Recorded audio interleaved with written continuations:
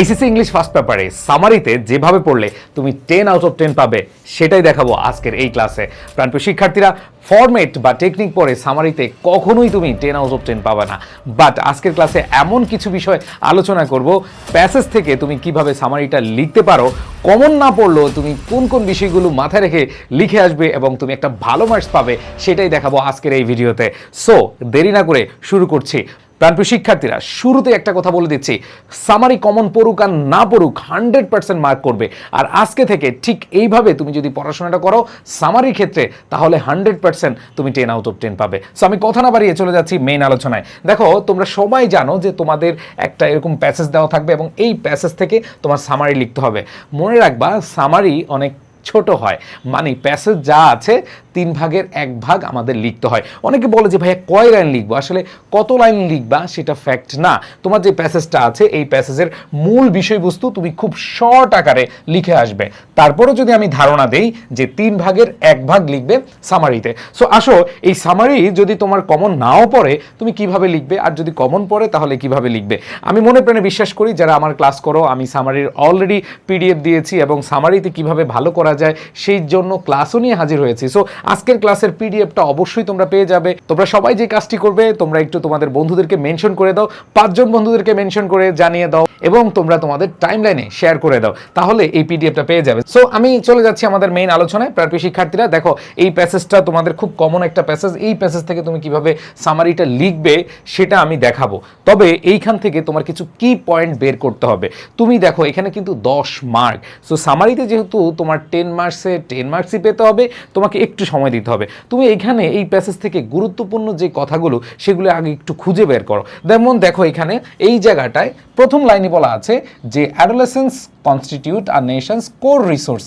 এইটা দেখো, একটা জাতির মূল সম্পদ, এইটা আমরা দেখতে পাচ্ছি, তাই না? সো এইখানে তুমি এই লাইনটার মধ্যে এই যে পয়েন্টটা আছে এই পয়েন্টটা মাথায় রাখবে। এখন যে রিসোর্স রয়েছে, দ্যাট মিনস রিসোর্স কেন? কারণ হচ্ছে এখানে অনেক অ্যাডোলেসেন্স রয়েছে। দ্যাট মিনস এখানে দেখো, তোমাদের এখানে একটা 31 মিলিয়ন অ্যাডোলেসেন্স রয়েছে। তুমি চাইলে এটার সাথে, যেহেতু রিসোর্স বলেছে, তুমি এটা কি রাখতে পারো, অ্যাড করতে পারো। এরপর দেখো, the situation of adolescence girls in Bangladesh. এইখানে এই প্যাসেজের স্পেশাল একটা প্যারা রয়েছে বা স্পেশালিটি রয়েছে। দেখো, এইখানে সিচুয়েশন অফ অ্যাডোলেসেন্স মানে হচ্ছে কিশোরীদের অবস্থা বা বর্তমান যে সিচুয়েশন রয়েছে সেটা কিন্তু এখানে আলোচনা করা আছে এবং সেখানে দেখিয়েছে যে এই যে কিশোরীরা রয়েছে তারা ইনইকুয়ালিটিতে ভুগতেছে, সাবঅর্ডিনেশন, তারপর হচ্ছে আর্লি ম্যারিজ বা child marriage, marginalisation, exclusion from health, education and economic opportunities, vulnerability to violence and sexual abuse. দেখো, এইটা থেকে তোমাদের কিন্তু একটা ফ্লো চার্টও আসতে পারে যে the situation of adolescence girl. So এইখানে খেয়াল করে দেখো, যদি তোমার সামারি না এসে ফ্লো চার্ট আসে তাও কিন্তু তুমি লিখতে পারবা। সো এখানে দেখো, তুমি প্রথমে কোর রিসোর্স পাইলা, এরপরে পেলা হচ্ছে যে অ্যাডোলেসেন্স গার্লসদের নিয়ে কথা বলা আছে, এইখানে এটা পাইলাম। এরপর দেখো the legal age of marriage. এইবার আসে দেখো, এই প্যারাতে এসে ম্যারিজ মানে হচ্ছে বিবাহের যে বয়সটা সেটা বলেছে এবং এইখানে দেখো গার্লসদের অবস্থা কি, মানে অ্যাডোলেসেন্স গার্লসরা কবে তাদের যে বিয়ের বয়স হয় এবং আসলে কি বিয়ের বয়সের আগেই বিয়ে দেওয়া হয় কিনা এটা কিন্তু বলা আছে। আবার এইখানে খেয়াল করে দেখো, এইখানে বলেছে যে research find that adolescents with higher level of education from more affluent families tend to marry at a later age. আর এইখানে দেখো বয়েজ, তুমি শুধু গার্লস লিখলে হবে না, যেহেতু পুরো প্যাসেজ থেকে তোমার সামারি করতে হবে যে গার্লসদের যেহেতু সিচুয়েশন দিয়েছ, বয়েজদের সিচুয়েশনও দিবা। সো আমি দেখো এখানে যে কি পয়েন্টগুলো দেখতে পেলাম আমি একটু দেখাচ্ছি। দেখো, এইখানে আমি তোমাদেরকে পিডিএফ দিব, কোনো টেনশন নাই। খেয়াল করে দেখো যে এই দেখো নেশনস কোর রিসোর্স, সো এইটা আমরা দিব, এটা একটা কি পয়েন্ট। এরপর দেখো গার্লস ফেস মানে হচ্ছে গার্লসদের সিচুয়েশন, তুমি দেখো inequality, subordination, child marriage, exclusion from health, education, violence risk, ঠিক আছে। তারপর লিগ্যাল ম্যারিজেস, তারপর হচ্ছে রিয়েলিটিতে কত পার্সেন্ট বিয়ে করতেছে বয়সের আগে, এই বিষয়গুলো এখানে আছে। হায়ার এডুকেশন, ওয়েলথ, যারা হচ্ছে একটু হায়ার এডুকেটেড, দেখো এই যে আমরা রিসার্চ ফাইন্ডস এই লাইন থেকে দেখো এইখানে জাস্ট দেখো higher level of education and for more affluent families tend to marry at a later age. So কারা একটু দেরিতে বিয়ে করে, স্বাভাবিকভাবে তুমি বললা যে ম্যাক্সিমাম হচ্ছে তাড়াতাড়ি বিয়ে করে, বাট কারা দেরিতে করে সেটা তো বুঝাইতে হবে এইটা। এরপরে দেখো গার্লসের কথা বলেছো, তাহলে হচ্ছে তুমি বয়েজের কথাও বলবা। দেখো এই পুরো যে প্যাসেজটা এখানে কিন্তু আমরা খুব সহজে কি পয়েন্টগুলো খুঁজে পেলাম। এখন কিভাবে লিখবো, আসো কিভাবে লিখবা, এবং আমি তোমাদেরকে বলবো যে সামারি এই যে আমি যেভাবে দিয়েছি সেম হতে হবে এরকম বিষয়টা। তুমি কি পয়েন্টগুলো তোমার মনের মতো করে লিখে দিয়ে আসো। একটা স্টুডেন্টও আমি মনে প্রাণে বিশ্বাস করি কেউ সামারি খালি রেখে আসবে না। প্লিজ তোমাদেরকে আমি বলবো যে সামারি যদি খালি রেখে আসো তাহলে কিন্তু পস্তাবা, কেউ খালি রেখে আসবে না, ঠিক আছে? আচ্ছা আসো, সো আমরা যদি এটা এভাবে লিখি, আমি যেভাবে লিখছি এভাবে লিখতে হবে এরকম না, তুমি তোমার মতো করে যে পয়েন্টগুলো আছে ওই পয়েন্টগুলো নিয়ে তোমার মতো লিখবা, কোনো সমস্যা নেই। দেখো কি বলেছে, অ্যাডোলেসেন্স আর নেশনস কোর রিসোর্স, এটা তো আমরা দিলাম। এরপর দেখো Bangladesh has over 31 million adolescence, এরপরে এই যে এতটুকু। এখন এগুলো কি মুখস্থ করে লিখবা? দেখো সামারি মুখস্থ করে লিখবা না, বাট তুমি প্রত্যেকটা প্যাসেজের কি পয়েন্টগুলো পড়ে ফেলবা। সো আমি তোমাদেরকে পিডিএফে দিয়েছি, এবং আমাদের যে শিওর এ প্লাস বইটা আছে ইংলিশ ফার্স্ট পেপার একটা সাজেশন বই তোমরা পেয়ে যাচ্ছ আগামী সপ্তাহে, এবং সেখানে আমরা হচ্ছে গুরুত্বপূর্ণ যে প্যাসেজগুলো রয়েছে সেখানে তোমাদের এই যে সামারিগুলো রয়েছে কি পয়েন্ট আকারে, মানে হচ্ছে তুমি প্রত্যেকটা সামারির একবারে কি পয়েন্টগুলো পড়ে ফেলবা, দেন হচ্ছে তুমি এইভাবে আনসার করবা। সো এইখানে মুখস্থ করার বিষয় নেই ভাইয়া। দেখো এখানে দেখো নেশনস কোর রিসোর্স এটা লেখা ছিল, এরপর দেখো 31 মিলিয়ন এটাও কিন্তু প্যাসেজে লেখা ছিল, এরপর দেখো adolescence girl face inequality, child marriage, exclusion from health education কিন্তু লেখা ছিল, এরপর দেখো লিগাল ম্যারিজেস এইটাও লেখা ছিল, ঠিক আছে? তারপরে দেখো এইখানে যেটা বলেছে higher education and wealth delay marriage, মানে এখানে কেন দেরি করে বিয়ে করছে এটাও কিন্তু এখানে লেখা আছে। সো খেয়াল করে দেখো আমি তোমাদেরকে এতক্ষণ যে প্যাসেজটা দেখালাম ওইটার কি পয়েন্ট দিয়ে তুমি জাস্ট দেখে দেখে সামারিটা লিখবে। তোমরা অনেকে ফরম্যাট মুখস্থ করো, টেকনিক মুখস্থ করো, দেখো ফরম্যাট টেকনিক মুখস্থ করে তুমি দয়ার মার্ক 2, 1, 3 এরকম পেতে পারো, কিন্তু 10 আউট অফ 10 জীবনও পাবা না। বাট তুমি এইভাবে যদি লিখে দিয়ে আসো তোমাকে স্যার নম্বর দিবেই, কারণ তুমি মেইন বিষয়গুলো কিন্তু এখানে উল্লেখ করেছো। আসো আমি তোমাদেরকে আরেকটা প্যাসেজে নিয়ে যাচ্ছি। দেখো খুবই ইজি, খেয়াল করে দেখো এখানে এআই যে প্যাসেজটা রয়েছে তোমরা দেখতে পাচ্ছ, এআই প্যাসেজটা খুবই ইম্পর্টেন্ট। সো এখান থেকে কি পয়েন্টগুলো আমি একটু তোমাদেরকে দেখাচ্ছি। দেখো আর্টিফিশিয়াল ইন্টেলিজেন্স নিয়ে এখানে এই প্যাসেজটা আছে, এবং খেয়াল করে দেখো এই যে one of the main advantages, এখানে অ্যাডভান্টেজ নিয়ে কথা বলা আছে, তারপরে দেখো এআই টুলস নিয়ে কথা আছে। দ্যাট মিনস এই যে এত বড় প্যাসেজ নিয়ে তোমার টেনশন করার কোনো দরকারই নেই। তুমি একটু খেয়াল করে দেখো এইখানে যে জিনিসটা আছে, প্রথম আর্টিফিশিয়াল ইন্টেলিজেন্স এটা আসলে কি প্রোভাইড করে বা কি, এটা তুমি দেখো মেইন পয়েন্ট। দ্বিতীয় প্যারায় দেখো এখানে অ্যাডভান্টেজেস আছে, তৃতীয় প্যারায় দেখো তোমার এখানে টুলস আছে, এবং লাস্টের প্যারায় দেখবা যে বলা আছে যে এআই রিপ্লেস করতেছে অনেক জবকে, ঠিক আছে? অনেকে এইখানে এইটা এইভাবে বলা আছে যে এআই আসলে সবার জব খেয়ে ফেলবে, না এরকম বিষয় না, এটা রিপ্লেস করবে। সো এই যে মেইন পয়েন্টগুলো কিন্তু আমি জাস্ট মুখে বললাম, বাট আমি তোমাদেরকে দেখিয়ে দিচ্ছি কি পয়েন্টগুলো কি কি। খেয়াল করে দেখো প্রথম হচ্ছে এইখানে ওই যে বললাম এআই এর পরে 3 মেইন অ্যাডভান্টেজেস। দেখো মেইন অ্যাডভান্টেজেসগুলো কিন্তু এখানেই আছে, তুমি মুখস্থ করবা না, হ্যাঁ তুমি হচ্ছে এখান থেকে দেখে দেখে লিখিবা। তাহলে এখানে দেখো personalised learning, instant feedback, automated repetitive task, দেখো এইখানে কিন্তু আমরা এই অ্যাডভান্টেজ কিন্তু মুখস্থ করবো না, এই জায়গায় আছে। এরপরে দেখো কি বলেছে, এক্সাম্পলস অফ এআই টুলস, এই যে এআই টুলসগুলো আছে এইখানে কিন্তু লেখা আছে। দেখো এখানে তুমি যদি দেখো নিউটন আছে, অ্যালেক্স আছে, ঠিক আছে? তারপরে হচ্ছে এখানে তোমার কিউরিয়াম আছে, আহুরা আছে, যেগুলো আছে এইখানে আমরা জাস্ট এইখান থেকে শর্ট ভার্সন। এখন সব কিছু তো বিস্তারিত লিখবা না, অ্যালেক্স কি করে, নিউটন কি করে, ঠিক আছে? তারপরে তোমার আহুরা কি করে, এগুলো তো পুরোপুরি তুমি লিখবা না, কারণ অনেক বড় হয়ে যাবে, আমরা সেখানে যাব না, ঠিক আছে? এবার আসো মেইন লিমিটেশনটা কি, শেষের দিকে এসে বলছে যে এখানে লিমিটেশনটা কি, ঠিক আছে?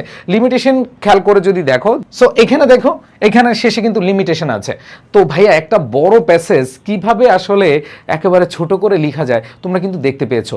জাস্ট মেইন পয়েন্টগুলো আমরা এখন লিখবো। আসো আমাদের সামারিতে আমরা এভাবে লিখতে পারি, AI can revolutionize learning by providing personalized learning. এখানে দেখো এখানে কিন্তু এই যে এখানে রেভলিউশনাইজ আছে, সো তুমি ওইখান থেকে ওই ওয়ার্ডটা নিলা, এরপরে প্রোভাইডিং পার্সোনালাইজড লার্নিং, ওই যে যে অ্যাডভান্টেজ আছে এটা লিখলাম, instant feedback and automated grading লিখলাম। এবার দেখো এক্সাম্পলস, মানে এআই এক্সাম্পল যেগুলা, ঠিক আছে? এই যে এগুলা লিখলাম। এরপরে দেখো however AI tools should assist teachers not replace them. So তুমি নম্বর পেয়ে যাবা, কারণ তুমি মেইন পয়েন্ট নিয়ে আসছো। দেখো এই এত বড় একটা প্যাসেজের প্রথম এআই রেগুলেশন করছে এইটা, তারপরে ওইটার সাথে তুমি অ্যাডভান্টেজ, তুমি দুইটাকে একসাথে করে লিখলে তোমার আরও শর্ট হয়, এই জন্য এখানে শর্ট করে লেখা। এরপরে তুমি অ্যাডভান্টেজগুলো লেখার পরে কি কি এআই টুলস আছে সেগুলো লিখলাম, এবং শেষের দিকে এসে বলেছে যে এআই আসলে কি করছে, টিচারদেরকে অ্যাসিস্ট করছে বা মানুষদেরকে অ্যাসিস্ট করছে, রিপ্লেস করছে না। সো সেটা লিখে দিবা, শেষ। এরপর আসো আরেকটা প্যাসেজ, দেখো খুবই সহজ লাগবে, একটু ধৈর্য ধরে ক্লাসটা দেখো। দেখো এরপরে আমরা দেখতে পাচ্ছি যে when a girls gets married, দেখো এটাও তোমাদের অ্যাডোলেসেন্স গার্ল থেকে, এবং এইখানে দেখো যে এইখানে বলা আছে when I girls gets married, মানে যখন মেয়েদের বিয়ে দেওয়া হয়, সো তারা হচ্ছে কি ড্রপ আউট অফ স্কুল, হ্যাঁ, তার ফুল টাইম তারা হচ্ছে হাউসে হোল্ড কাজে নিয়োজিত থাকে, এরকম যে সিচুয়েশন আছে, মেয়েদের যে সিচুয়েশনটা আছে সেটা এখানে বলা আছে। সো এইখানে আমি যদি একবারে সামারি করি, তোমাদেরকে যদি দেখাই যে কি কি বিষয় এখানে উল্লেখ করা আছে। দেখো আর্লি ম্যারিজ, এবং আর্লি ম্যারিজের ফলে কি হচ্ছে, স্কুল থেকে ড্রপ আউট ঝরে পড়ছে, তারপরে দেখো তাদের মোবিলিটি হারাচ্ছে, ফ্রেন্ডস স্ট্যাটাস হারাচ্ছে, তারপরে দেখো এখানে ডাউরি, এই দেখো এখানে দেখো যৌতুক প্রথার কথা এখানে বলেছে, তারা হচ্ছে যৌতুকের কালো থাবায় শিকার হয়, এইটা এখানে দেওয়া আছে। তারপরে দেখো তাদের যে হেলথ রিস্ক আছে, এখানে হেলথ রিস্কের কথা বলা আছে। হেলথ রিস্কের পরে হচ্ছে তাদের যেই মানে হচ্ছে নলেজ আফটার ম্যারিজ অথবা হেলথ রিস্কের যে নলেজগুলো আছে এগুলো নাই, এই বিষয়গুলো আলোচনা করেছে। তারপর হচ্ছে এখানে সমীকরণ দিয়েছে ফার্টিলিটির যে বিষয়টা, দেখো টোটাল ফার্টিলিটি রেট, এখানে তুমি এই জায়গাটা নিয়ে আসতে পারো। এরপরে দেখো while the situation for adolescence boys, এখানে যে জিনিসটা খেয়াল করো, বয়েজের যে বিষয়টা সেটাও তুমি এখানে তুলে দিবা। তাহলে মেইন পয়েন্টগুলো হচ্ছে তোমার প্যাসেজ থেকেই তুমি জাস্ট আইডেন্টিফাই করবা, এরপরে লিখে ফেলবা। তো এইখানে দেখো আমি তোমাদেরকে এখানে যেই সামারির যে কি পয়েন্টগুলো দিয়েছি এগুলো কিন্তু ভাইয়া আমি নিজে মুখস্থ করে দেই না, এখানে প্যাসেজ থেকে ডিরেক্ট হচ্ছে কি আমি তুলে দিয়েছি, এবং এই প্যাসেজ থেকে তুমি যখন এই কি পয়েন্টগুলো পেয়ে যাবা তখন সামারিটা তোমার জন্য একেবারে ইজি হয়ে যাবে। আসো আমি তোমাদেরকে দেখাচ্ছি, খেয়াল করে দেখো যে when a girl marriage early she drops out of school, loses mobility and friends and faces abuse including dowry violence। তো এইখানে খেয়াল করে দেখো যে 3-4টা লাইনকে আমি এখানে দেখো এই যে ডাউরি সিস্টেমটাকে কিন্তু এখানে নিয়ে আসছি, এরপরে দেখো মোবিলিটি ছিল, ফ্রেন্ড ছিল, সোশ্যাল স্ট্যাটাস ছিল, এগুলো কিন্তু সব ছিল। সো এখান থেকে আমি সবগুলো তো লিখতে হবে এরকম না, আমি হচ্ছে এই 2-3টা লাইনকে এক লাইনে নিয়ে আসলাম, কারণ তাদের এই যে সমস্যাটা এটা কিন্তু রিলেটেড। এরপর দেখো adolescent brides face higher health risk, দেখো maternal mortality is double the national rate, এটা কিন্তু তোমার মুখস্থ না ভাই, এটা কিন্তু তোমার প্যাসেজে দেওয়া ছিল, সেই প্যাসেজ থেকে তুমি জাস্ট তুলে দিবা। এরপর দেখো most lake knowledge of reproductive health HIV, এগুলো কিন্তু ভাই প্যাসেজে লেখা ছিল। তোমাদের যাদের মনে হচ্ছে যে ভাইয়া এগুলো আপনি কই থেকে লিখলেন, ভাই দেখো এই যে এখানে দেখো, এই যে এখানে আমরা দেখতে পাচ্ছি যে এইচআইভি সম্পর্কে বলা আছে, তারপর হচ্ছে এনিমিয়া বিভিন্ন রোগের কথা বলা আছে, তারপর হচ্ছে ম্যাটারনাল মর্টালিটি সম্পর্কে বলা আছে, মাতৃমৃত্যু হার সম্পর্কে বলা আছে। সো এখানে দেখো জাস্ট এইখানে দিয়ে দিলা। এরপরে বয়েজের যে বিষয়টা লাস্টে বয়েজ দিয়ে শেষ করবা, কারণ শেষের দিকে এসে বালকদের কথা বলেছে যে boys face fewer problems but many are vulnerable to crime, drugs and alcohol. এবং বয়েজের ক্ষেত্রে কোন বিষয়গুলো এখানে বলা হয়েছে, যে বয়েজদের তো আসলে অন্যান্য প্রবলেম বেশি একটা দেখানো হয় নাই, জাস্ট তাদের প্রবলেমটা হচ্ছে ক্রাইম, তারা অপরাধে জড়িয়ে যায়, তাদের ড্রাগস এবং হচ্ছে অ্যালকোহলের কথা বলা আছে, দিয়ে দিবে এখান থেকে, শেষ।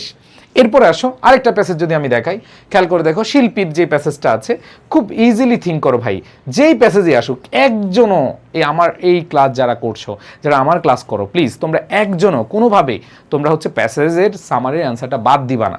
অনেকেই সামারির টেকনিকটা মুখস্থ করে যাও, ফরম্যাটটা মুখস্থ করে যাও, প্লিজ ডোন্ট ডু দ্যাট, তোমরা এটা করবা না। কারণ তুমি যে নম্বরটা খুব সহজে পেয়ে যাবা সেই নম্বরটা কেন হাতছাড়া করবা। অনেকেই ফরম্যাট পড়ে যায়, অনেক টিচারও ইনফ্লুয়েন্স করে, হ্যাঁ ফরম্যাট পড়ো, ফরম্যাট লিখে দিয়ে এসো, টিচার এত কিছু দেখে না, বাট এখন কিন্তু সেই যুগ নাই। সো প্রাণপ্রিয় শিক্ষার্থীরা সবাই যে কাজটা করবা 100% অ্যাটেনশন দিয়ে হলো তোমরা এই যে তোমাদের যে সামারিটার জন্য যে প্যাসেজটা আসবে সেটা থেকে তুমি জাস্ট একটু খুঁজে খুঁজে আনসারগুলো করে আসবা, আর কিছু না। ওকে, সো আসো খুবই কমন একটা প্যাসেজ শিল্পী। তো এই যে শিল্পীর যেই প্যাসেজটা তোমরা যদি পড়ে থাকো, দেখো আমি কিন্তু পুরো প্যাসেজ পড়াচ্ছি না, জাস্ট কি পয়েন্টগুলো আমি তোমাদেরকে বলছি। হ্যাঁ, যদি আমি তোমাদেরকে কি পয়েন্টগুলো বলি, আমি যদি এভাবে দেখাই, দেখো এইখানে শিল্পীর এইখানে আমরা তার হিস্ট্রি বা ব্যাকগ্রাউন্ড যদি বলি, সে হচ্ছে 15 বছর বয়সে বিয়ে করেছিল, সে হচ্ছে রশিদ সাহেবকে বিয়ে করেছিল।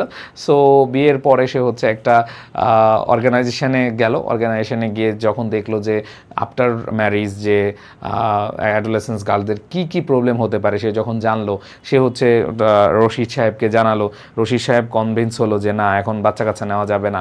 এখন এইটা আবার একটা প্রবলেম যে আগের যে ট্র্যাডিশনাল সোসাইটি রয়েছিল সেখানে কিন্তু শুধু বাবা মা না, মানে শ্বশুর শাশুড়ি না, বিভিন্ন আত্মীয় স্বজন হচ্ছে যে ফোর্স করতো যে বাচ্চা কাচ্চা নাও, ঠিক আছে, এগুলো নিয়ে। তো এইগুলোর যে রিস্কগুলো, হেলথ রিস্কগুলো সম্পর্কে যখন রশিদ এবং শিল্পী কনভিন্সড হলো, তখন হচ্ছে যে তারা ওনাদেরকে মানে হচ্ছে আত্মীয় স্বজনকে জানাতে গেল, কিন্তু প্রেশার না, তারা মানবে না। এরপরে হলো যে শ্বশুর শাশুড়ি বা যারা হচ্ছে গার্ডিয়ান, তাদের যে পিয়ার সাপোর্ট সেটা দিয়েছিল, তখন তারা বুঝতে সক্ষম হলো। এবং শেষ দিকে হচ্ছে এসে সবাই যখন গ্রামে বুঝতে পারলো, তখন সবাই একমত হয়েছিল এই ব্যাপারে। সো এখানে দেখো আমি বাংলা দেখালাম, বাট এখানে মেইন যে পয়েন্টগুলো, সো শিল্পীর প্রেক্ষাপট, এই ব্যাকগ্রাউন্ডটা এখানে দিলাম। এরপর হচ্ছে এম্পাওয়ারমেন্ট গ্রুপ, ওই যে বললাম যে অর্গানাইজেশনে গেল এবং সেখানে কি রিস্ক আছে সেগুলো সম্পর্কে জানলো। রশিদ কি হলো, agreed two delay children 5 years। Rashid সাহেব কি করলো, অসম্মত হলো।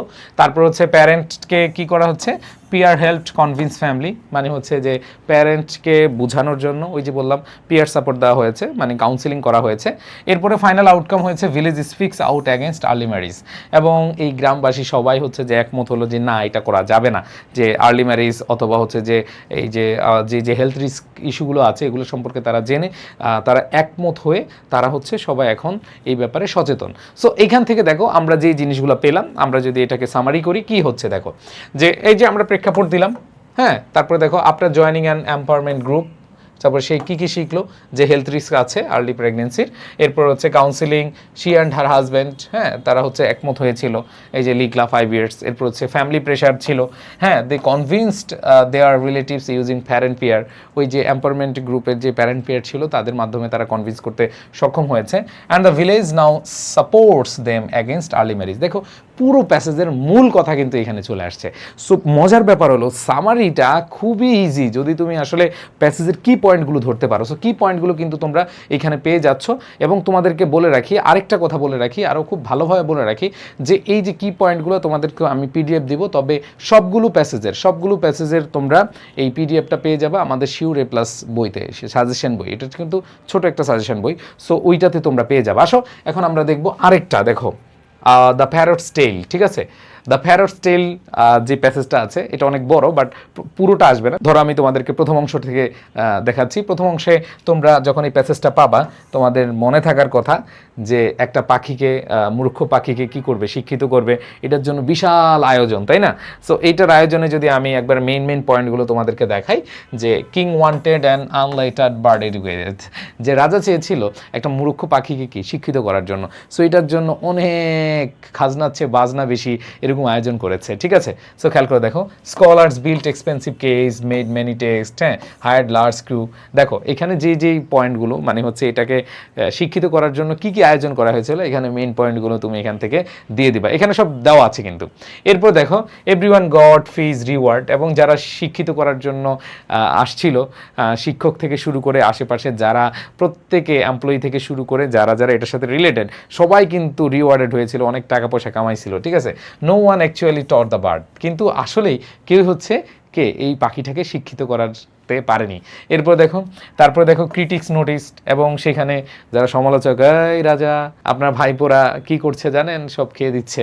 সো এই বিষয়গুলো কিন্তু বলতেছিল, হ্যাঁ। তারপর হচ্ছে বাট কিং এটা বুঝতে পারে না, সে কিন্তু তার নিপীয়কে কি করেছিল, হ্যাঁ, পুরস্কৃত করেছিল।